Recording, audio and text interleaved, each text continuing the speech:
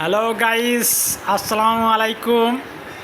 আমরা এখন একটি কনকা ডিপ ফ্রিজ কীভাবে চালানো হয় সেটা দেখাইতেছি। প্রথমে পাওয়ার প্লাগ সকেটে লাগাতে হবে, তারপরে সুইচ দিয়ে এটা অন করলাম। অন করার পরে এখানে সেটিং করতে হবে। সেটিং এখানে হচ্ছে,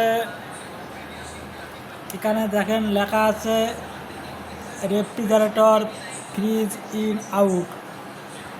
ফ্রিজ মানে হচ্ছে ডিপ, আর রেফ্রিজারেটর মানে হচ্ছে নর্মাল।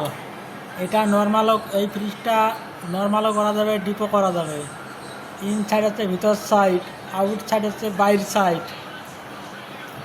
এখন এখানে সেট করা আছে -17। ফ্রিজ মানে এটা হচ্ছে ডিপে আছে, -17 আছে।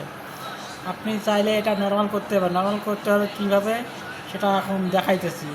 এখানে একটা তালা চিহ্ন আছে, দেখেন। এই তালাটা খুলতে হলে এই দুই বাটন প্রেস করে 3 সেকেন্ড ধরে রাখতে হবে।